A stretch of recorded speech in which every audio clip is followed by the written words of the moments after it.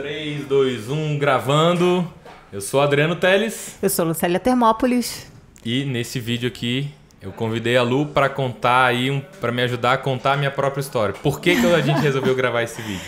Por que estamos aqui nesse presente momento gravando? Porque Adriano Teles, empreendedor, né, coach de CrossFit, entre outras profissões que ele já passou, assim como eu, muita gente tem curiosidade, né? Porque você já fez muita palestra, workshop, participou de vários coachings, então é uma curiosidade da gente saber qual é a estrutura, de onde vem essa mentalidade, esse apelido Zed. E te dou a palavra agora para você me contar, sem hackzinho, sem historinha pronta, tá? A gente quer saber o preto no branco, porque tem ele anotou num papel aqui, tem praticamente 2 folhas. E ele já fez muita coisa. E a gente não conhece esse lado. Mesmo eu, que sou amiga dele há um certo tempo, não conheço essa parte da história dele, sabe? Ele tem uma mentalidade fora do comum. Então, é uma curiosidade. Como é que você poderia falar um pouco mais de onde você veio, sobre a sua família, como é que começou esse sonho? Dá para ver nos seus olhos que você ama empreender, né? Sim. Você já tem uma porrada, não dá nem para conferir quantos nomes ele escreveu de empresas que ele já montou e tiveram sucesso, né? Sucessos, fracassos, um pouquinho de tudo aí, né? Então, vamos lá, me conta aí. Então, vai começar do começo então, né? Total, vamos lá. Eu nasci 17 de fevereiro aí de 1985, então tenho 34 anos aí, até agora nesse momento da gravação aqui desse episódio. E nasci em Aracaju, Sergipe. Na época lá meu pai estava trabalhando para a Petrobras lá em Aracaju e aí a família foi para lá. Eu nasci lá, mas com 1 ano a gente veio para Brasília. E aí eu moro em Brasília desde então tem 33 anos que eu tô aqui em Brasília. E aí quando eu era criança, meu pai já gostava muito de computador. Então lá em casa tem computador desde que eu era pequeno, lá acho que, sei lá, desde uns 6, 7 anos de idade já tinha computador lá em casa. E aí a minha infância inteira eu passava andando de bicicleta e jogando computador, brincando no computador. Com 11 anos, eu e meu primo Tarso, a gente começou a fazer cardápio de restaurante e cartão de visita no computador para vender. Então, já tem uma mentalidade nítida de empreendedor. Você via oportunidade em lugares assim que para uma criança isso é fora do comum. Na época, isso foi em 96, né? Então pouca gente tinha internet, pouca gente usava o computador ainda profissionalmente. E a gente com 11 anos viu que isso era uma oportunidade na época e a gente começou. Então foi, acho que, o primeiro empreendimento que eu tive contato aí. E aí na escola, depois do ano seguinte, 97, com 12 anos, eu já comecei a vender joguinho na escola, em disquete. Então eu ia para a escola, gravava os joguinhos, vendia lá em disquete. E meu pai tinha uns livros em casa de programação, eu começava a ler os livros de programação, porque na época não tinha Google ainda, nem existia o Google. Só naquele Barça, né? Naqueles livros vermelho, velha guarda. E aí tinha os livros quando comprava computador de programação e eu criei meu primeiro programa de controle de estoque. Então eu controlava o nome da pessoa, o jogo que comprou, quantas cópias, ninguém quantos ensinou reais. Isso pra você? Você sempre teve essa curiosidade de... Eu tinha uns livros lá e eu pegava e eu lia por conta própria e ninguém me ensinou. Não existia aula, não existia Google. Eu pegava o livro e lia e queria fazer aquilo acontecer. Eu ficava fascinado com o computador. Eu olhava e falei, caramba, que massa! E aí ficava horas programando lá em casa para fazer umas coisas bem simples. Não tinha nem mouse o computador que eu usava. Era tela, não é nem preto e branco, né? Preto e verde, terminalzão lá. E fazia por conta própria lá, tinha em casa, então eu gostava de fazer. E aí até na época também, eu estudava numa escola grande aqui de Brasília, eu fiz um site lá, botava a marca do site, tinha várias coisas, na época chegava a dar 600 acessos por dia. Era tipo um Facebook, só que antes do Facebook, é isso mesmo? Tipo, isso em Meu Deus do céu. 98, 99, eu comecei a fazer o site.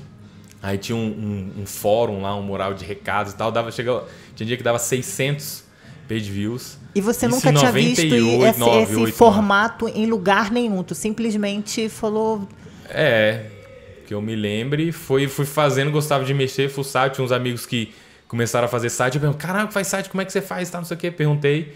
E aí fui atrás da informação para ver como é que fazia, de tanto fuçar. Tinha o Front Page, que era um programa que... Não lembro se vinha com Windows ou tinha que baixar, sei lá. E aí eu instalei, comecei a fazer. E aí, inclusive, depois por causa do site tinha muito conteúdo, a galera postava, né? Tinha o fórum lá, a galera postava, os alunos postavam e postavam coisas legais, mas muita besteira. E aí, inclusive, a escola me chamou lá na... Quer dizer que você foi punido, entre aspas, porque você... Eles me chamaram na recepção, eu cheguei lá... Na recepção não, na diretoria? Na diretoria. E aí eu cheguei lá, tinha um advogado. Meu Deus. Com um site, com uma pilha de papel, um site impresso em cima da mesa. E aí ele perguntou, você é o Zed? Aí eu, sou, né? Tipo, tava minha foto em cima da mesa com o meu nome, né? Aí eu sou. Aí ele pegou lá, cara, não pode veicular isso, tem muita coisa aqui que não tem nada a ver e tal.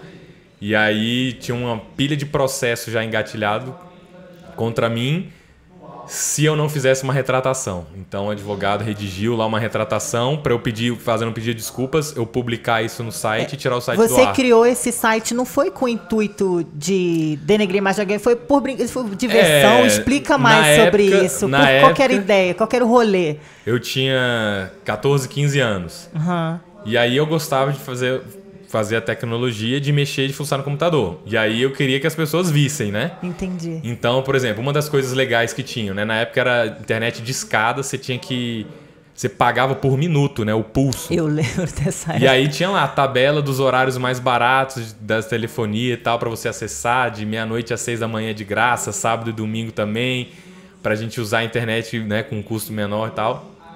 Isso era uma das coisas legais. Aí tinha caricatura dos professores que a galera desenhava e mandava. Eu tô impressionada com a tua mentalidade e visão, porque isso faz muitos anos. Parece com o cenário de hoje em dia, assim, é muito louco. E aí, por exemplo, na escola, quando você faz alguma coisa errada, o professor anotava o que você fez de errado, né?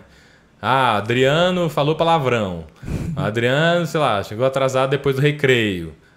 Ou então, sei lá... jogou papel no lixo, o lixo caiu fora e ele não catou. Aí tinha 1 milhão de coisas, né, de anotações. E aí eu fiz as anotações dos professores no site. Então, né, era uma forma de igualar as coisas, né? Já que eles têm as anotações sobre a gente, por que a gente não pode ter anotações sobre os professores? Aí tinha as coisas, as anotações que os professores faziam, as coisas erradas, né, as besteiras, tipo, às vezes o cara escrevia... Você queria dar voz para os alunos, não era na maldade, era só porque você achava justo que os alunos também tivessem uma opinião sobre o comportamento dos professores. Na minha cabeça eu estava fazendo a mesma coisa que eles faziam comigo. Entendi. Era assim, como eu me sentia, eu falei, vou fazer igual. Já que eles fazem com a gente, por que a gente não faz o contrário? Vamos dar voz pra galera. Sim. E aí no recreio a galera escrevia bilhete, me entregava, publica isso aqui, publica isso aqui. Algumas pessoas mandavam mensagem, na época a gente usava o Mirk, né? Era um programa de bate-papo.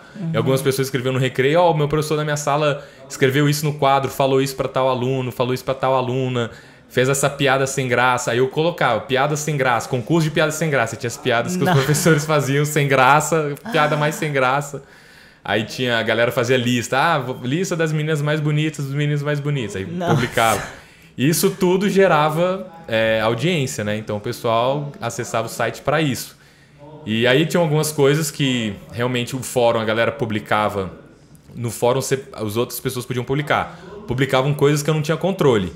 E aí no final das contas a escola tá falando que como eles publicavam, mas a hospedagem, o site, quem veiculava era eu, eles queriam um responsável e na época eu acabei sendo responsável por isso. Então aí eles mandaram fazer uma retratação, o advogado escreveu a retratação, eu dei uma olhada lá, a gente revisou, eu revisei em casa depois lá, porque tinha algumas coisas que eu não concordava, eu mudei algumas coisinhas de leve, e aí tirei o site do ar, e inclusive eu tenho ele gravado até hoje. E aí eu publiquei a retratação 15 dias e tirei ele do ar, e aí eles me convidaram a não continuar mais na escola. Se retirar educadamente. Uma curiosidade, hoje em dia isso é um termo de postar, publicar, rede social, é muito mais comum. Como é que você vê hoje o Adriano tendo uma ideia tão antiga, tão há tantos anos atrás, vendo hoje, falar, caraca, eu tive uma ideia muito parecida com essa. Você sabe que você poderia possivelmente ser o Mark Zuckerberg. Não, na minha cabeça sou assim, velho. Então, o que eu aprendi hoje foi que na época eu tinha uma habilidade específica, Mas hoje eu entendo, eu sei que para você ter sucesso na internet, você tem que ter várias habilidades. É mais ou menos como, né, o CrossFit, você treina 10 habilidades. Então não adiantava eu ter audiência, não adiantava eu ter ideias boas e executar se eu não entendesse de marketing, se eu não entendesse de negociação, se eu não entendesse de qual produto funciona para minha audiência. Então na época tinha um produto do Mercado Livre, o iBazar, que chamava. Eu botava banner lá dentro do site, né? E aí a cada clique ganhava... Para quem não sabe o que é banner, porque é um termo muito... Eu entendo. Banner é um pedaço do site que você coloca propaganda de alguém. Então o Mercado Livre na época tinha uma empresa que chamava iBazar, e aí ela fornecia essa imagem e aí ela contabilizava cada vez que alguém clicava, você ganhava dinheiro. Só que na época eu não entendia muito de contexto, então eu não sabia aproveitar isso. E isso era a única coisa que eu sabia fazer. E depois que o site... Isso nessa mesma idade, ou você já estava... Isso, em 99, 98, 99. O site estava crescendo, estava ganhando muita audiência, mas aí deu a treta e aí eu tive que tirar o site do ar. Entendi. E aí, depois que eu tirei ele do ar, eu nunca mais fiz alguma coisa que tivesse a mesma repercussão, assim, acho que o mesmo alcance, né? Depois que o Facebook vem... Eu fico, caraca, se eu tivesse investido mais...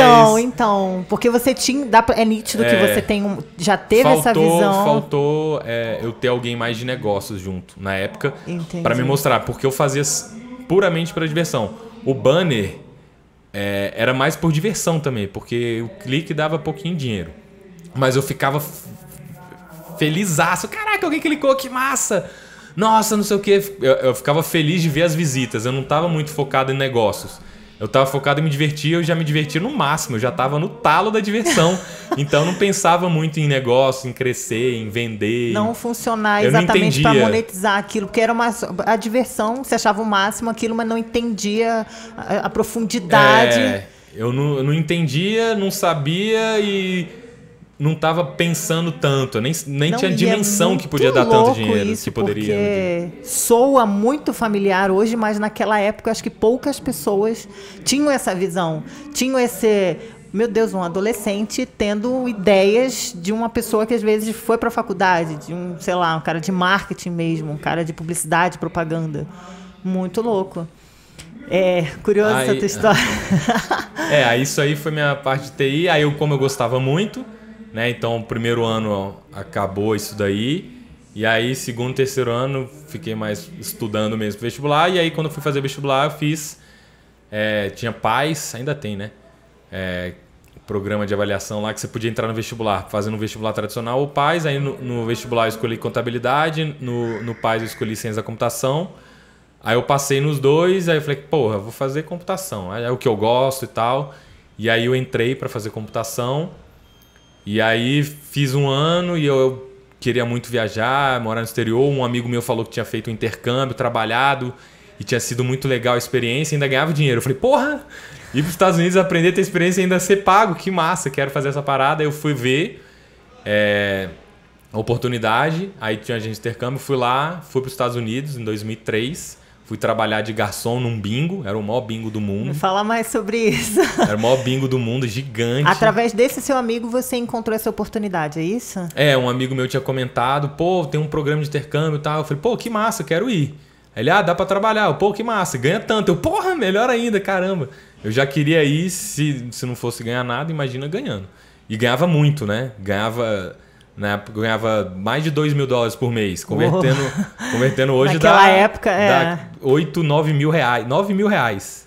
Quando eu tinha com 18 anos. Então eu falei, pô, mara, top, eu quero. E você entendia alguma coisa de ser garçom? Tipo, caiu de paraquedas e simplesmente foi lá, ganhou experiência trabalhando? Não, então, eu vi as posições lá que tinham as vagas e qual que pagava melhor. Aí eu vi que garçom era melhor. E aí na entrevista... Eu não lembro, eu falei com algumas pessoas, pedi dicas e tal de como é que podia eu passar na entrevista. Eu falei, cara, eles querem uma pessoa simpática, que sorria e que fale inglês e faça um atendimento. E aí eu, porra, beleza, tá massa. Eu já falo inglês, já tinha feito intercâmbio quando eu tinha 12 anos, eu fui para os Estados Unidos também, fiz intercâmbio lá. E aí eu sorria, massa, ficava só pensando na vaga em ser contratado, sorria a entrevista inteira, a mulher até falou, pô, você é muito sorridente, você já ganhou a vaga, ela já falou, né? Aí eu falei, massa.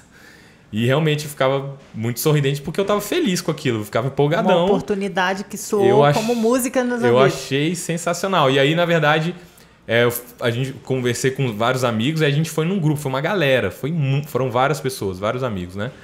E aí a gente foi morar junto lá, alugamos uma casa, fomos morar juntos, trabalhava lá no cassino, pegava um ônibus, ia pro cassino.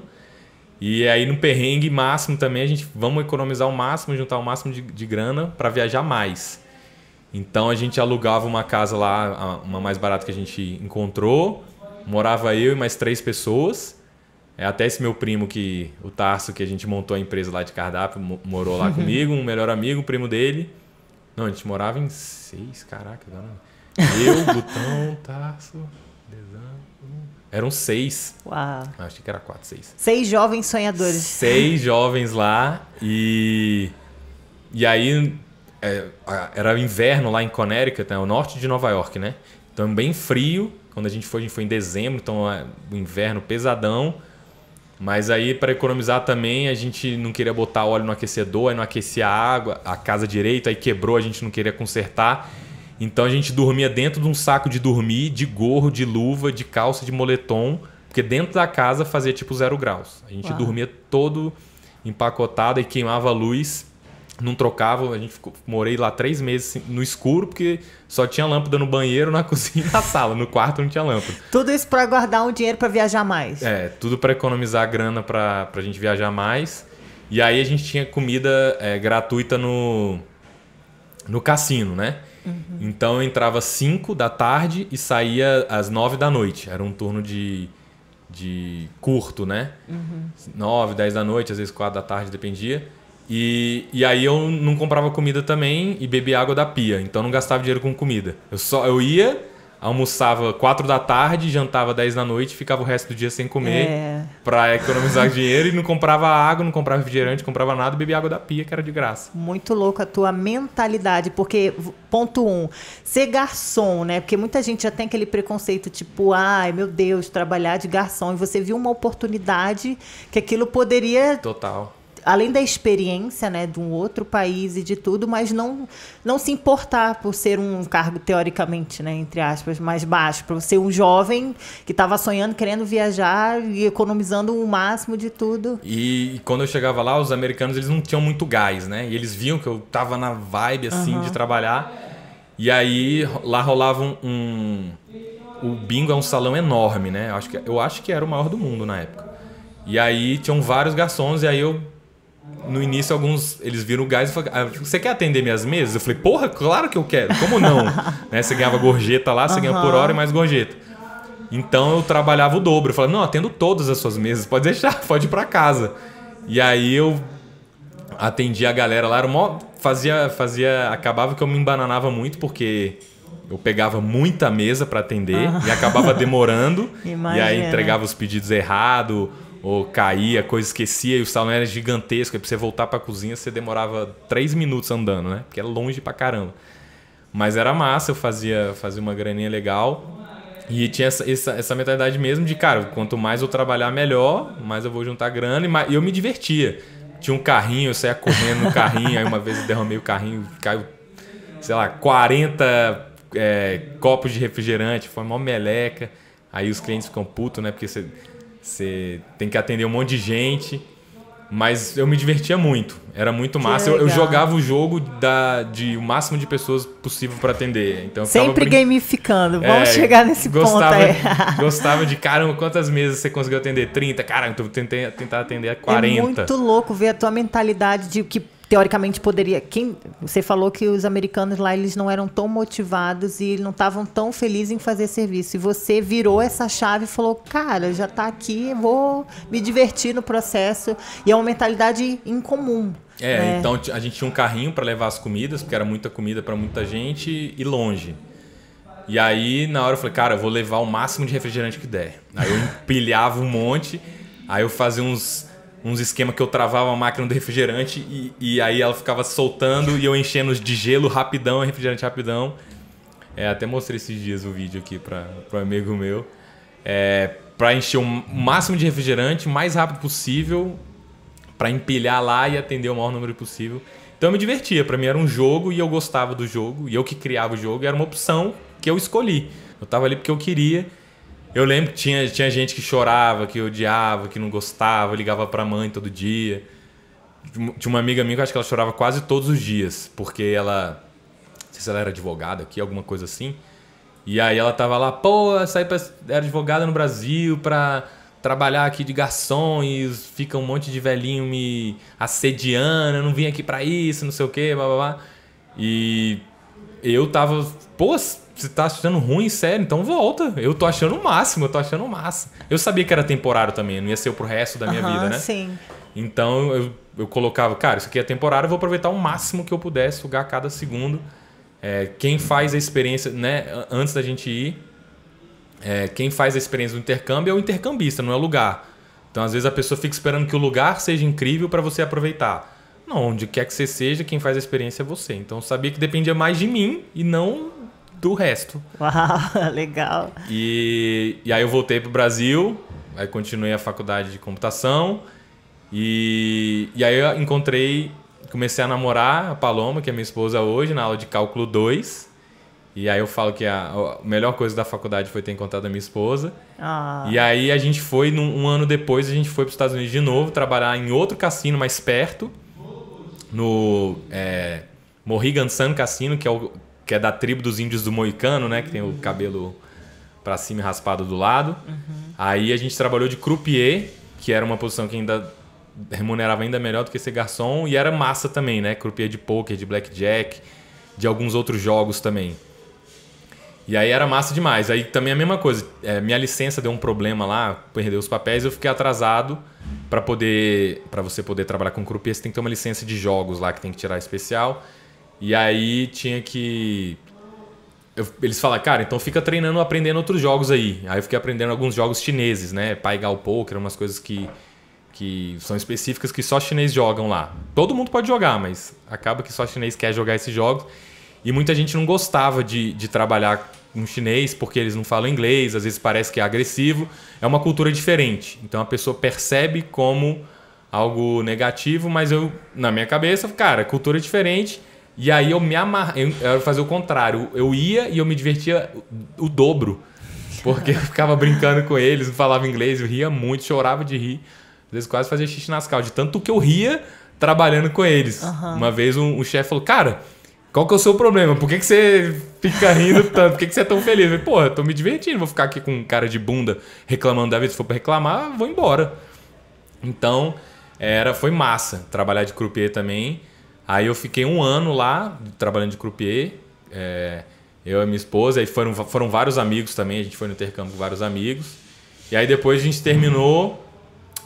Na primeira vez que eu fiz o intercâmbio... Eu tinha juntado a grana para viajar, mas aí eu caí de moto lá nos Estados Unidos, quebrei a clavícula, abri a cabeça. E aí fiquei 3 semanas com a clavícula quebrada lá, voltei pro Brasil. Aí o médico falou, cara, vai fazer cirurgia amanhã, 7 horas da manhã. Não acredito, você tá 3 semanas com a clavícula assim, um osso separado do outro, partido completamente. E como é que você tem uma estrutura emocional e resistência para não ficar desesperado? Eu não sei se eu ficaria desesperada ou não. Mas é que soa tipo, cara, o que te sustenta? Que mentalidade é essa que faz você falar, cara, tá tudo bem? Eu acho que é porque, não sei, pra mim era natural ter que aguentar a dor e ter que passar por aquilo. Eu que tava dirigindo a moto, eu que caí, a culpa era minha. O que adiantava eu ficar culpando alguém, o universo, chorando? Realmente você precisa fazer um método e explicar para as pessoas. Eu quero me tornar esse tipo de pessoa, sabe? Que não reclama de tudo, mas sabe lidar e fala, cara, tá acontecendo isso e daqui a pouco a gente resolve. E fui pra praia lá ainda com a clavícula. Eu nem sabia, porque eu fui pro hospital, deu $17 mil a conta, né? Eita. Então seria tipo $80 mil 2 dias no hospital. Então, era $40 mil por dia. Falei, cara, vou embora daqui, né? Saí do hospital. Nem sabia como é que tava, custava $700 uma radiografia, né? Tipo, $3 mil fazer uma radiografia. Então eu nem sabia como é que tava. Fui pra praia lá, quando chegou aqui eu tirei a radiografia, que eu vi que o osso estava separado um do outro, né? E aí... E também tinha uns amigos lá, eles me deram muita força, me ajudaram, cuidaram de mim e tal. Me dava comida, levava lá no quarto. Então foi massa. Esse suporte deles me ajudou bastante na recuperação aí.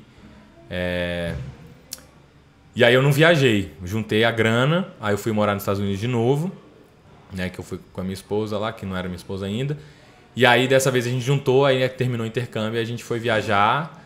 Aí eu queria muito ir pra Tailândia. Caramba, vamos pra Tailândia, comprei a passagem. Aí comprei um livro lá, Lonely Planet, estudei o que tinha lá. Fomos visitar a Ásia, Tailândia, Índia. O que mais que a gente foi? Camboja, Tailândia, Índia e Camboja que a gente foi. 45 dias. Aí foi massa. Aí voltei pro Brasil. Aí surgiu uma outra oportunidade de intercâmbio, a terceira. E aí eu fui, que era um navio escola. Então vou tentar resumir aqui. Basicamente, eu pedi bolsa de estudos, eles me deram bolsa de estudos lá, eu ganhei $17 mil de bolsa, né, a passagem aérea estava incluída. E aí eu fui para a Grécia, o navio saiu da Grécia, era um semestre dentro do navio. Tá, mas você se inscreveu por um site, como é que você chegou a isso? Eu estava procurando bolsa de estudo pelo mundo, que eu queria estudar fora. E aí eu encontrei o thescholarship.com, que é um trocadilho. Né? Em inglês, scholarship significa bolsa de estudos, mas ao mesmo tempo significa navio-escola. E aí tinha bolsa de estudos para estudar na navio-escola. Aí eu apliquei, ganhei a bolsa. Na verdade, eles me deram $10 mil, aí eu agradeci e tal. Falei, cara, mas ainda assim não dá. Aí eles me deram mais $3 mil, eu agradeci e tal, dei uma chorada lá. E aí acabei que no final das contas eles me deram mais um pouco, e aí eu fui. E aí dentro desse navio era um semestre, né? A gente saiu em setembro e terminou em dezembro. Eram 3, 4 meses mais ou menos dentro do navio. E aí dentro do navio tinha universidades do mundo inteiro. Tinha a Universidade Macquarie de Sydney, Fudan da China, Tecnológico Monterrey do México, uma universidade do Ghana, Cardiff do Reino Unido, talvez mais alguma aí que eu não estou me lembrando agora. E aí tinha gente de mais de 40 países, mais de uns 250 alunos, e a gente tinha aula todo dia lá. E aí saiu da Grécia, aí foi para Portugal, aí a gente atravessou o Atlântico, aí foi massa também, eu me amarrando, eu pensando nas experiências raras, difíceis de ter, né? Eu não pensando no mar, se eu estou isolado ou não, se eu passar mal. Então foram 12 dias atravessando o Atlântico, né? Sem pisar em terra firme. A gente parou no Panamá, aí cada porto tinha atividades relacionadas aos estudos. Dentro lá do estudo eu estava estudando desenvolvimento sustentável, que era um tema que eu gostava e não tinha coisa de computação, então se tivesse eu teria escolhido computação, mas não tinha opção. E aí Panamá, Equador, aí a gente foi Polinésia Francesa, Nova Zelândia, Austrália e China. Então foram esses 3, 4 meses dentro do navio. Aí terminou a experiência, a gente tinha sobrado grana da viagem. E aí, eu e minha esposa Paloma, a gente foi viajar pela Ásia de novo, a gente foi para Tailândia de novo, aí a gente foi Vietnã, Indonésia, Filipinas, a gente foi ali no Sudeste Asiático, deu uma viajada massa. Aí eu voltei pro Brasil, aí quando eu voltei pro Brasil, aí eu... Você tava com quantos anos aí? 22. Então eu tinha 22 aí quando eu voltei pro Brasil depois do navio, foi em 2007. E aí eu queria começar a trabalhar e o curso de ciência de computação era muitos períodos, né? E aí eu falei, cara, eu acho que não faz diferença porque eu quero fazer se é bacharelado ou licenciatura. O licenciatura é noturno, da computação é licenciatura. E aí eu fui migrar de curso. Aí na época, por burocracias da Universidade de Brasília, né? Vamos ver aí, a universidade se desburocratiza. Eu pedi para transferir o curso, só que para transferir o curso eu não ia conseguir, era tanta burocracia que eu pedi duplo curso.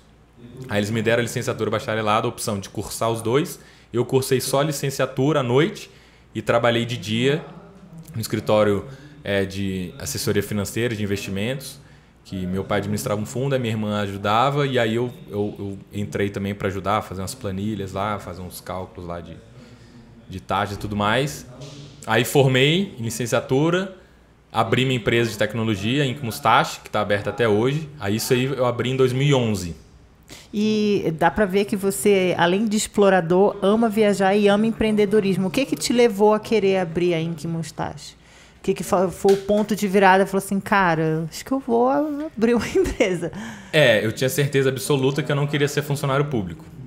Uau! Aí eu falei, cara, eu não quero ser funcionário público. E aí eu gostava muito de computação. E aí de vez em quando você é aquele sobrinho que a galera pede favor, né? Ah, tem um sobrinho que sabe mexer no computador. E aí ficam te mandando consertar computador. E eu tenho 2 primos também, Guilherme e Henrique, que eram os sobrinhos que faziam design. Sempre tem. Né? Arte, logo, não sei o que, cartão de aniversário. E o sobrinho que não cobra, né? Não, eu conheço o sobrinho que faz. E aí surgiu uma demanda e aí a gente falou, cara, bora abrir empresa e vender o nosso serviço profissionalmente ao invés de ser o sobrinho que faz o favor? Aí a gente, bora.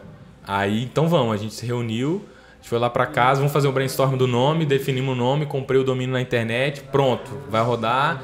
Fui atrás de abrir o CNPJ, isso em 2011. Sem ter experiência de nada, simplesmente no feeling, fala, cara, vamos que vamos. Vamos abrir, o que tem que fazer? Tem que ter CNPJ. Como é que abre o CNPJ? Vai no Google, pá. Fui no Google, beleza. Fui abrir o CNPJ, tem que ter contador. Fui atrás de contador, arrumamos contador, abrimos uma empresa e aí já tinha cliente. Então o cliente surgiu antes da gente estar formalizado. E aí a gente formalizou, teve o primeiro cliente. Como os custos eram baixos, a gente usou os nossos próprios computadores. E aí os primeiros clientes já pagaram o aluguel. E aí a empresa já começou a rodar por conta própria desde o início, porque o cliente veio antes da empresa surgir. E aí o custo era baixo, a gente levava os nossos próprios computadores e é isso. Uma mesinha que eu comprei ali na W3 de R$100. E aí a Incomustache surgiu assim. E aí o foco da Incomustache na época era uma agência de design focada em web. Então a gente queria design, mas a gente estava mais interessado em coisas online, não em tanto em impresso, né? Tipo cartão, impresso, folder, fly, essas coisas não, mas mais online. E aí eu abri a Inc, a gente ficou juntos aí 2011, 2012, 2013. E aí surgiu uma oportunidade em 2012 da gente levar um aplicativo que a gente estava desenvolvendo. Umas pessoas de fora foram até a Inc e falaram, cara, vocês são muito bons de design e tal, eu queria que vocês fossem nossos sócios para desenvolver um aplicativo. A gente, massa, vamos desenvolver um aplicativo. Chamava Oi Turista, né? A ideia era, encontre pessoas que falem sua língua em qualquer lugar do mundo. Eu falei, porra, massa, gostei. Vai ter Copa do Mundo em 2014, show de bola. E aí teve uma missão técnica do Sebrae para o Vale do Silício, e aí eu entrei dentro dessa missão lá, tinha um processo seletivo lá, me aceitaram, a gente foi para Califórnia apresentar o aplicativo Oi Turista na feira TechCrunch, que é uma feira que tem lá em São Francisco, que é uma das, não maiores em número, mas uma das mais renomadas, porque acontece ali no Vale do Silício, no meio do sururu todo. Deixa eu te perguntar uma coisa. Você não teve nenhum medo, nenhuma insegurança? Porque dá pra ver que você é o tipo de pessoa que simplesmente se atira. Cara, vamos ver o que dá. Não rolou uma insegurança, porque a oportunidade bateu e muitas vezes as oportunidades batem na nossa porta e a gente, por medo de não dar certo, sempre pensa no negativo. É muito impressionante ver o quanto você, acredita na ideia e fala, cara, isso pode dar bom. Ou eu vou fazer dar bom. Eu acho que eu tinha tanto medo, mas tanto medo de não tentar, que eu tentava. Então na minha cabeça caramba, se eu não fizer, eu não vou ter resultado nenhum. Se eu não tentar fazer um aplicativo, eu nunca vou ter um aplicativo. Se eu não aplicar para bolsa de estudos, eu nunca vou ganhar bolsa. Então eu acho que o meu medo era de não ter, de não conseguir. Não era medo de falhar. Se eu não tentar, é 100% de chance na minha cabeça, o fracasso era não tentar. Então, se eu não tentar, com certeza absoluta, eu fracassei. Então, meu sonho é desenvolver um aplicativo. Ué, como é que faz um aplicativo? Tem que fazer. O que tem que fazer? Como é que é? Android? Baixa aí, iPhone? Como é que desenvolve para Apple? Tem que baixar o iTunes Connect? Tem que baixar o quê? Vamos baixar essa parada aí. Desenvolve qual que é a linguagem? Vamos aprender essa linguagem. Se eu não aprender, eu não vou ter nunca o aplicativo. Então é uma mentalidade realmente muito diferenciada, porque então, o medo às vezes para a pessoa de... O meu medo era de ficar parado. Caramba, se eu não produzir, amanhã eu vou acordar e não vai ter nada mudado. Vai ser a mesma coisa. E aí eu vou envelhecer, vou olhar para trás e aí, Adriano, o que você fez? Nada. Fiquei com medo de fazer as coisas. Isso me apavorava. Né? Então eu falei, e aí, né? Com 70 anos, né? Sempre tem os avós que contam as histórias. Eu falei, cara, que história que eu vou contar? E aí eu via que eu não ia ter história nenhuma pra contar. Eu falei, porra, Deus me livre, eu preciso ter história pra contar. Então vamos construir essa história. Que no final das contas a gente tem, né? São histórias. Eu não tava nem aí se eu ia quebrar a cara, se ia dar errado. Porque, ninguém vai morrer, não vai atrapalhar a vida de ninguém. A gente tem algumas coisas ruins, pode parecer inconsequente, né? A gente pediu investimento para a família investiu, a gente desenvolveu um projeto, deu errado, falimos, aí tivemos que chamar a família e falar, família, sabe os 200 mil reais que você deu? Então, a gente gastou e o negócio não virou. E a gente acredita que não vai virar. Então a gente não precisa de mais dinheiro para fazer o negócio virar. A gente entendeu que o negócio realmente não tem um mercado para o que a gente quer desenvolver. Então, isso tudo no feeling, fala, velho. É horrível, mas não tem como você saber se você não passar por isso. Eu acho que o que mais... E o discurso de não falei? Eu falei que isso não ia dar certo. Para mim não tem mérito nenhum uma pessoa apostar que o negócio não vai dar certo. Daí, falei, isso é estatística. A maioria das empresas, né, não a maioria, mas tem as estatísticas do Sebrae, sei lá, em 5 anos... em 5 anos a maioria fecha, fale. Então eu posso afirmar que qualquer empresa vai falir. E eu vou acertar a maioria das vezes, no escuro. Tendencialmente a gente foca no negativo, no que vai dar errado. E isso eu acho que paralisa projetos, empreender em qualquer âmbito da vida. Imagina, você vai casar, o casamento vai dar ruim. Já vai tanto de divórcio que tá rolando aí, você vai casar? Você só sabe se vai dar certo, se vai dar errado se você casar. Se você não casar, ficar especulando... Uau. Você nunca vai ter o bônus se você não quiser correr risco. Total. Então é o maiores recompensas, né? Quanto maior a recompensa, maior o risco. Sim. Porque se você tiver uma recompensa muito grande sem risco nenhum, o que é essa parada aí? Vai todo mundo correr para aquilo lá, né? Então aí quando todo mundo corre para aquilo lá, aumenta a demanda, diminui a oferta, e aí o negócio fica concorrido, fica mais difícil, você tem que correr risco e tal. Então, eu tinha muito medo, mas meu medo estava totalmente canalizado em ficar parado. Então, eu tinha pânico de ficar parado. Então, se eu não fizer atividade física, o que vai acontecer? Cara, eu vou engordar, minha mobilidade vai ser ruim, meu condicionamento vai ser ruim, meu pulmão vai ser ruim, eu não vou conseguir brincar com meu filho, subir uma escada, fazer uma trilha, viajar. Deus me livre, tem pânico. Eu preciso fazer atividade física. Entendi. Que foi uma então virada já que aconteceu. Tem várias viradas. Então, muito realmente interessada em saber mais sobre essa sua mentalidade. E aí a Ink Mustache continua, né, funcionando. Continua, então. E você aí, em 2000, demandou. Aí a gente foi para Califórnia, voltei, eu conheci um investidor lá. E aí ele falou, cara, vamos abrir um escritório juntos aqui no Vale do Silício, na University Avenue, lá, que dá em Stanford, lá na Califórnia, lá em Palo Alto, do lado da casa do Steve Jobs. Então eu fiquei hospedado lá eu conheci ele lá quando a gente voltou ao aplicativo, voltei para o Brasil, ele me convidou, voltei lá, ele me patrocinou, fui para lá, fiquei numa rua lá da rua do Steve Jobs, hospedado lá, e ia de bike ver onde é que a gente ia trabalhar e tudo mais. E aí ele teve um estafamento mental, um burnout, um investidor. E aí eu vi o ritmo de trabalho, eu estava fascinado, falei, caraca, tem um escritório, eu passava na frente da casa do Steve Jobs todo dia, fundador da Apple, para ir trabalhar. Caraca, eu tava vivendo o sonho da tecnologia, que massa! Pra uma pessoa de TI, né? Tipo, meu Deus, cheguei no ápice. Eu tava vivendo o sonho, eu falei, caramba, que massa! E aí eu ficava vibrante, eu falei, caramba, massa.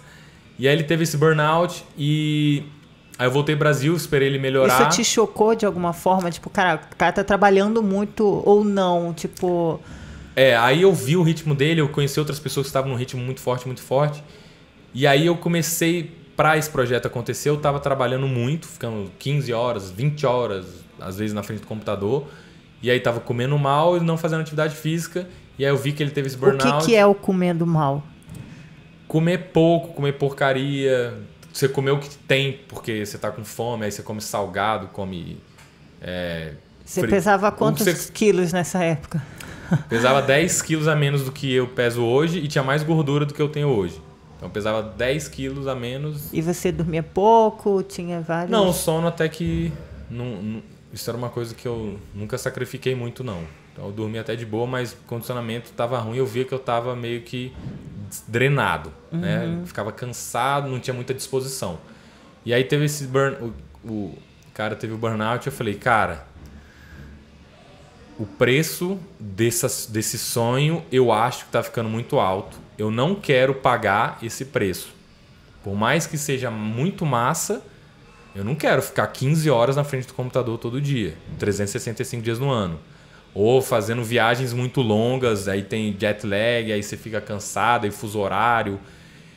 E aí, um amigo meu já tinha mostrado CrossFit. Na feira que eu tava lá no TechCrunch, eu li uma revista, uma matéria sobre CrossFit. E aí caralho, acho que eu vou abrir um CrossFit. Do nada. Eu já gostava muito de atividade física, de esporte, né? E aí eu praticava escalada e eu falei, caraca... E como é que a escalada entrou na tua vida? Vamos voltar um pouco aí.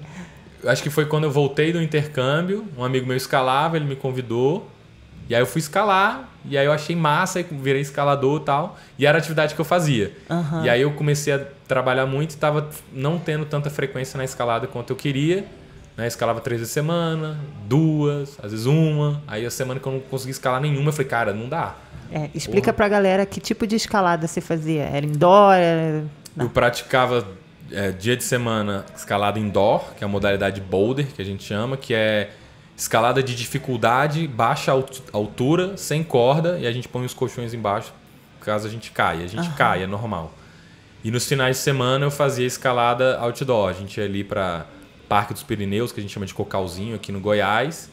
E aí lá tem boulder, é um paraíso dos boulders para qualquer lugar do mundo, assim. Lá tem uma infinidade. Tem muita gente escaladora de boulder aqui em Brasília que conquistou várias vias lá, várias escaladas.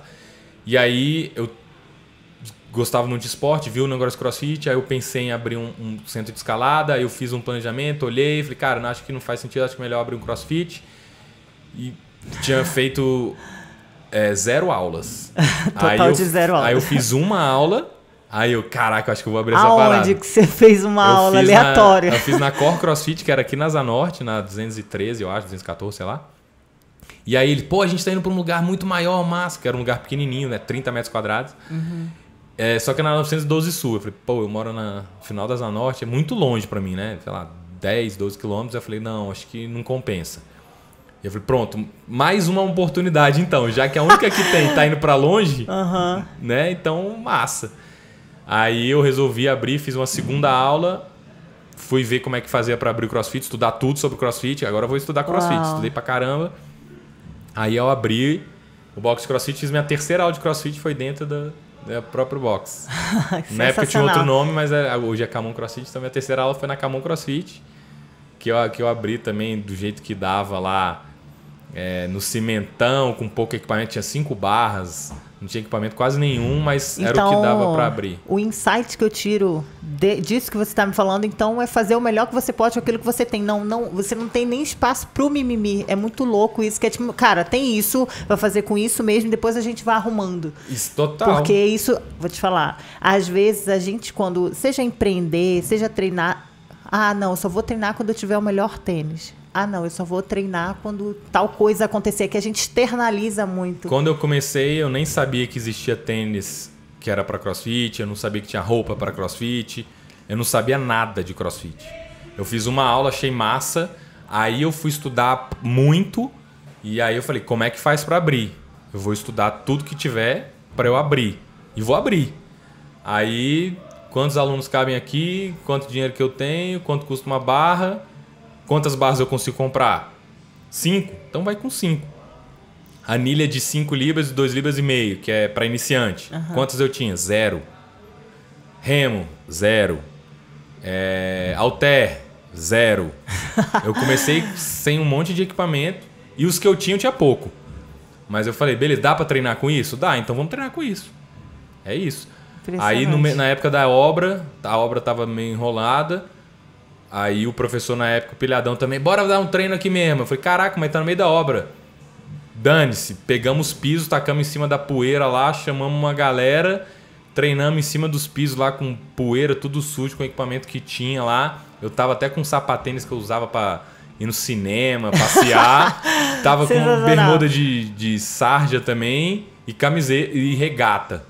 Aí o professor, não, eu te empresto um short aqui, esse tênis aí tá de boa. Treinei com o meu tênis de ir pro cinema, o short peguei emprestado do professor lá, que tava até pequeno, e fiz a primeira aula de CrossFit, foi essa. É muito louco, Minha que a gente terceira não aula imagina. da vida, minha terceira aula da vida e primeira aula lá. Foi assim. Então, sei lá, porque eu fico muito mais pensando no que eu quero do que nas condições ideais. Entendi. Então, cara, eu quero abrir um box de CrossFit. Beleza. Qual box de CrossFit eu tenho condições de abrir? Nenhum. Então vamos abrir um box de CrossFit ao ar livre com peso corporal. Isso eu tenho condições. Sempre tem um jeito da gente pensar e... Porque o que paralisa e tendencialmente a gente foca no negativo, foca no que não... eu não tenho isso, então por isso eu não vou fazer. E é uma mentalidade realmente muito curiosa. Eu penso ao contrário. Se eu não tentar ter um box CrossFit, eu nunca vou ter. Porque ninguém vai chegar, oi, quer um box CrossFit pronto? Isso não rola, eu acho, né? Então, eu falei, cara, se eu não tentar, não vou ter. E aí o CrossFit, eu não sabia nada. Eu não imagino. sabia falar, faz um thruster. O quê? Não sei fazer o thruster. Pô, mas tu é o dono, não sabe o nome do movimento. Não sei. E daí? Tô nem aí. Daqui a um mês eu vou saber. Dá pra ver que você é muito apaixonado pelo CrossFit, né? A sua entrega dentro da Camon CrossFit, além de bonita, é muito massa ver, tipo, você tá sempre buscando melhorar, sempre buscando deixar os coaches de excelência, né? Inclusive, você tem um programa, depois a gente vai falar sobre isso. Mas é muito legal, porque quem vê de fora não imagina o quanto você literalmente dá o sangue pelo boxe, porque se tornou uma paixão pra você, na verdade. Isso é o que dá pra ver de fora. Eu tava vivendo o meu sonho lá na tecnologia, era tudo que eu queria. Quando saiu o Google, eu me apaixonei pelo Google, eu falei, eu quero trabalhar na Google. Em 2005, comprei a camiseta da Google, tecnologia. Eu fui pro Vale do Silício, tava lá... Hard work, papai. Aí eu vi que caraca, mas eu acho que esse preço tá alto. Pode ser uma crença, talvez eu não precisasse pagar tanto preço. Mas na época eu achei que o preço estava alto e fui pro CrossFit. Aí o CrossFit realmente mudou minha vida. Então eu diminuí minhas aspirações, o potencial financeiro que eu poderia ter. Na tecnologia a gente tem um potencial financeiro muito maior do que no CrossFit. Assim, em vias comparando média, né? Não potencial total. O Greg Glassman do CrossFit é bilionário, né? Então dá para ser bilionário no CrossFit também. Sim, mas não é para tantos. Mas a média, no geral, uma pessoa da tecnologia e tal ganha mais dinheiro do que no CrossFit. E eu troquei, eu sabia que, né, o preço da tecnologia estava alto. E aí o CrossFit realmente transformou minha vida. Então eu consegui abrir o box do CrossFit, eu conseguia ter uma renda no CrossFit. Meu condicionamento mudou, minha força, meu humor, minha disposição, meu sono, tudo na minha vida mudou. E aí mudou muito e mudou para muito melhor. Então eu nunca achei que eu fosse, por exemplo, ter o corpo que eu tenho. E quando eu vi, eu falei, caraca, aconteceu isso com o meu corpo. Eu nem estava buscando, eu só estava querendo fazer a parada que eu gostava.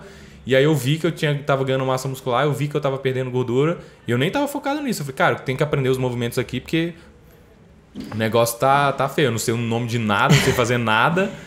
Me fala um pouco da tua perspectiva quando você vê que você foi capaz de abrir um CrossFit e transformar outras vidas, porque isso se externalizou.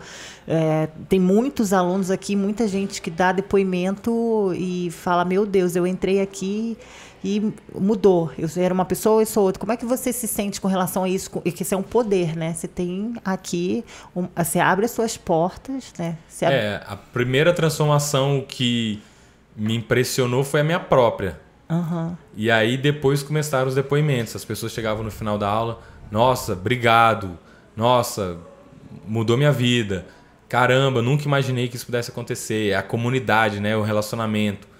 Quando eu fui abrir o CrossFit, eu tinha que tirar uma licença, fui para os Estados Unidos lá, o Level 1, fui para o Havaí, e aí terminou o curso, né, treinamento, eu perguntei para o dono do box lá e para o cara que estava dando o curso. Se você pudesse dar uma única dica para o cara que vai abrir um box de CrossFit, qual seria? Aí o cara fala, construa uma comunidade. Aí eu, hã? Porra, como assim? Eu quero abrir um box de CrossFit, cara, mandou construir uma comunidade, build a community. Aí eu, porra, sei lá como é que faz isso, né? Eu falei, tá, obrigado, valeu. Valeu, falou. E aí eu entendi o que era. Porque 2 meses depois que a gente abriu o box, teve uma enchente e alagou lá, encheu de terra, 2,5 metros de altura. As barras fixas de fazer barra estavam debaixo de lama, 2,5 metros de lama. Imagina, foi desastre total. E aí a galera toda veio. E quando você viu a enchente, você sentiu, tipo, acabou? Ou... Fiquei paralisado. Eu falei, cara, como é que vai tirar essa lama daí? Não sei nem por onde começar. Aí eu fiquei paralisado. Aí veio a comunidade. Cara, eu tenho uma bomba de piscina lá em casa, vou buscar. Eu, o que uma bomba de piscina vai fazer aqui, meu irmão? Aí outro cara, meu irmão, isso aqui vai durar uns 3 meses aí pra tirar essa água, né? O síndico do prédio falando isso. Tipo, o cara mais pessimista do mundo. Eu não tava pessimista, eu tava sem noção, paralisado, não tenho a menor ideia do que eu faço. Você ficou em choque, na verdade. Tipo, investiu... Opa, pisei no fio aqui. A sua vida, o teu... aspirando, né, construir um box e tal, reunir uma galera e do nada tu viu aquilo coberto de lama. E aí, tipo... Aí o cara foi, pegou uma bomba, aí outro veio, trouxe 2 bombas, outro veio, trouxe 3 bombas, e outro fala, você tá precisando de quê? Aí galera, traz água, traz pra galera beber, né? Traz rodo, traz balde, traz enxada, traz carrinho de mão. Aí a galera veio trazendo enxada, carrinho de mão, balde. Como é que você sentiu tendo esse apoio? Tipo, que você era sozinho, carreira solo, e do nada tem uma galera ali te dando aquele apoio surreal. Aí eu falei, caramba, isso é comunidade. Agora eu tô entendendo. Ligou os pontos. Aí eu, caraca, isso é sensacional. E aí eu vi essa transformação, do que era comunidade e tal. E eu vi que, na verdade, o CrossFit era só a plataforma. Você cria o box, você cria o ambiente, você favorece que as pessoas criem a comunidade. Né? Não sou eu que crio a comunidade. Né? Eu não crio relacionamento entre as pessoas. Eu crio um ambiente favorável para que as pessoas criem relacionamento entre elas, que é a comunidade. E aí, isso foi fortalecendo, foi criando laços de amizade e tudo mais. E aí a galera foi dando depoimento. Pausa para água. A galera foi dando depoimento e eu vi que estava rolando uma grande transformação. E a maior transformação que realmente, assim, as mais que as pessoas falam, está muito relacionado com os outros, né? Então a galera sempre fala, cara, a melhor coisa aqui foram os amigos que eu fiz, as amizades, os relacionamentos, a vibe da galera, o acolhimento, a atenção. Então eu vi que isso aí era o maior diferencial, né? Por mais que o CrossFit, muita gente entre buscando emagrecer, passam, né, a maioria... Emagrecer é condicionamento físico, geralmente é isso. Passa 1 mês, 2 meses, 3 meses, isso aí acontece, deixa de ser a motivação principal e ela continua mais pelo relacionamento que ela construiu e tudo mais. E aí isso fez com que eu pensando, cara, como é que eu então potencializo ainda mais isso? Que aí foi que eu tive a ideia, foi esse ano, 2019? Foi, demorou, eu tive a ideia há muito tempo, mas eu só consegui concretizar agora, que era, cara, eu quero criar um programa de transformação com início, meio e fim para potencializar ainda mais, né? Que eu via que as pessoas às vezes precisavam de um grupo fechado, com um suporte maior, com data para começar e terminar, uma atenção maior, mais informação sobre nutrição, né? Porque atividade física sem nutrição também o resultado pode ser não dá resultado nenhum. Então a nutrição ela potencializa muito o resultado da atividade física, que foi a ideia de fazer o K3, que é o programa de transformação. E aí isso aí foi emocionante, né? O dia que fez o aulão inaugural da primeira turma, vi a cara da galera e faço o tempo. E aí a galera... começou a fazer sentido para você que, teoricamente, uma troca de uma vida, entre aspas, do sonho no Vale do Silício e ver uma galera reunida num box de CrossFit, praticando, sorrindo. Virou alguma chave assim para você? Aí já tinha até virado um pouquinho antes disso, mas aí essa transformação ela só dá uma lupa ainda maior, né? Ela amplia mais o que a gente vem fazendo num espaço de tempo menor, né? Com mais gente mais focado. E aí eu falei, cara, é isso. CrossFit realmente transformou minha vida, permite que eu ajude a transformar a vida dos outros pelos depoimentos que eles me contam, né? Depoimentos, a galera chega espontânea e fala, cara, é isso. A pessoa chega no meu vídeo e fala, cara, eu não quero sair daqui nunca mais, isso aqui mudou minha vida. Pergunta para meus familiares como é que a minha vida mudou. Não preciso eu te dizer. Pergunta pro meu marido. Nossa, meu marido tá adorando o que eu tô fazendo CrossFit. Então, tem dezenas, centenas de depoimentos nos últimos 5 anos. E aí eu entendi, eu falei, cara, é isso. Tu acha que isso de alguma forma disparou um gatilho de tô viciado nisso e quero mais transformações, quero ajudar mais pessoas e quero continuar nesse rolê que eu tô, porque é muito massa. Sim, deixa eu só beber mais uma água. A galera fala muito de propósito, né? Propósito. Para muita gente isso é uma coisa um pouco abstrata, mas com o CrossFit eu tenho uma clareza muito grande do que é o propósito. Cara, meu propósito é ajudar as pessoas a transformar as vidas delas, né, para uma vida mais saudável, né, e superação de limites. Então, com o CrossFit, eu vejo que o CrossFit é essa plataforma de ajudar a transformar a vida das pessoas.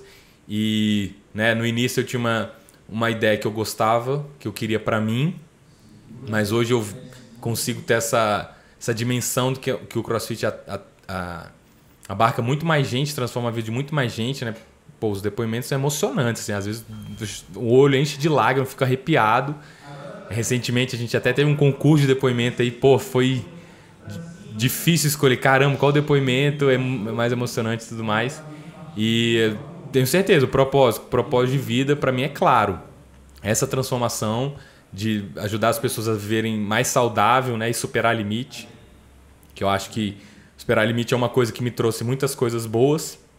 Então é algo que eu procuro compartilhar, né, e espalhar isso, que as pessoas desenvolvam essa questão de superar limite, porque quando a gente supera limite, a gente cresce, e quando a gente cresce, a gente fica grato, a gente vê o resultado e a gente quer espalhar isso para mais pessoas, e aí ajuda outras pessoas também a transformar a vida delas, aí fica nesse círculo aí virtuoso que você cresce, se transforma, você ajuda a transformar o outro se transforma, ajuda a transformar o outro, e aí é um ganha-ganha.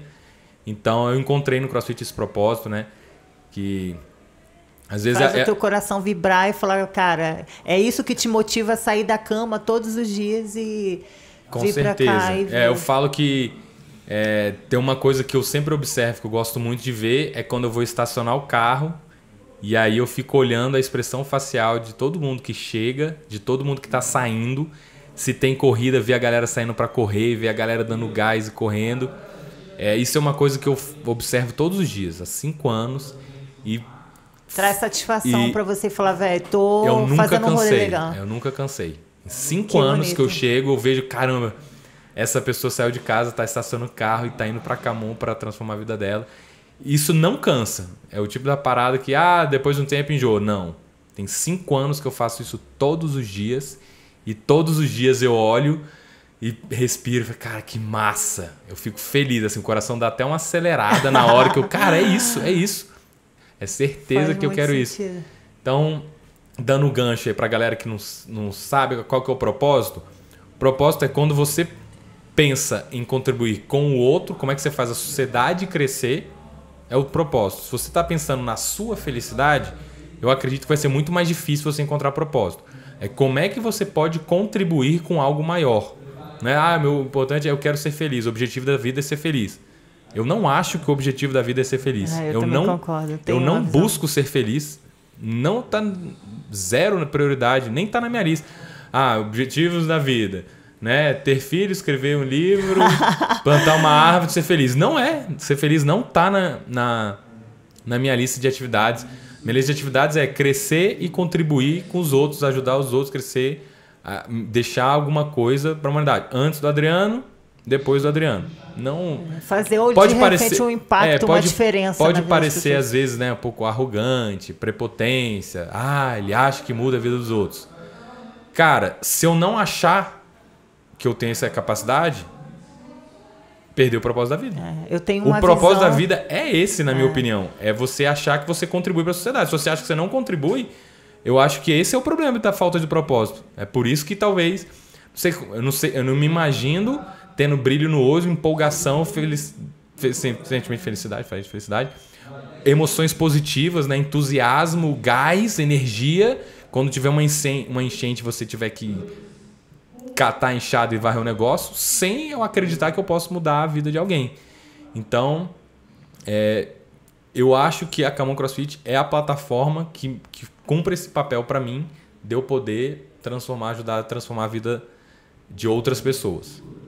Muito bonito isso. Ainda tem mais alguma coisa na lista? A lista está enorme aqui de coisas para a gente lembrar o que esse cara já fez. E é realmente interessante ver essa sua visão sobre propósito, né? Porque às vezes eu já tive essa fase de, meu Deus, que é propósito. Você fica muito perdido, você fica focado em você, no seu. Então, a partir do momento que eu entendi que, cara, contribuição, que legado que eu quero deixar, como eu quero que as pessoas enxerguem. E é muito legal quando você tem uma entrega e fala, cara, eu participei daquilo, né? Tem uma história, acho que foi você que me contou do prédio que o cara que construiu.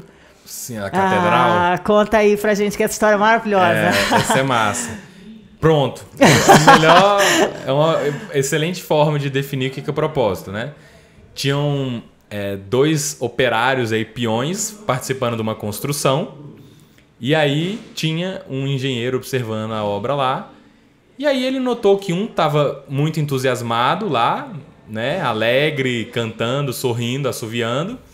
E tinha um outro operário lá, emburrado, triste, meio resmungando, cara fechado, enrugado assim.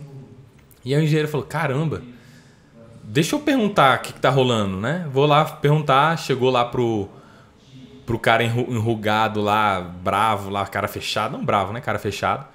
Falou, cara, e aí, tudo bom, cara? Mais ou menos. Aí, o que foi, né? Ele, porra, eu já tô há 10 anos nessa obra aqui, tá mó calor. Já tô há 8 horas carregando pedras pra cima e pra baixo. Às vezes tem que trabalhar sábado, domingo, feriado, mó calor. Às vezes até quando chove.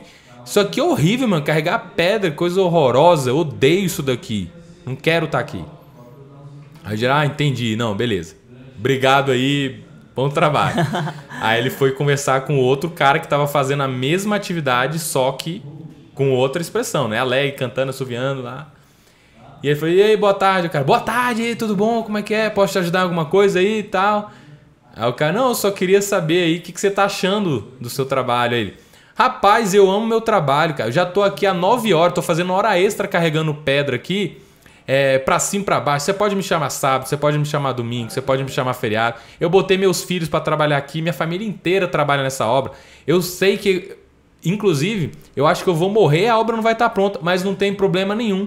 Porque eu sei que eu estou participando da construção de uma catedral. Isso aqui vai ficar por séculos para frente, para toda a humanidade poder contemplar, vir, visitar, seja lá qual for a religião do cara lá.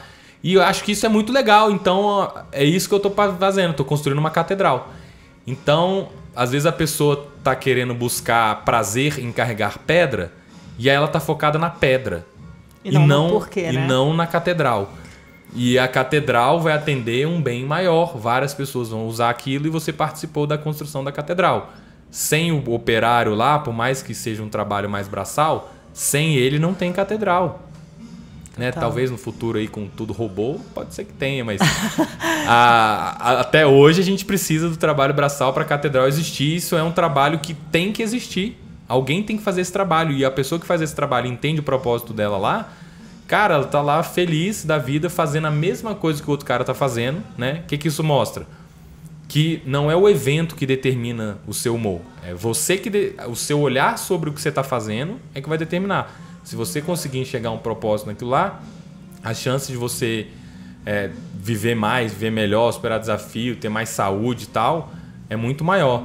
Então, acho que essa história ilustra bem aí, né? Então, não foque na pedra, né? Foque na catedral. Tem outra frase, provérbios em chinês, que é, quando o tolo aponta as estrelas... Não, porra, estraguei. Quando o sábio aponta as estrelas, o tolo olha pro dedo. Então, o sábio tá lá, pra ali, meu amigo. Aí o cara tá olhando pro dedo. Porra, olha pra estrela, meu irmão.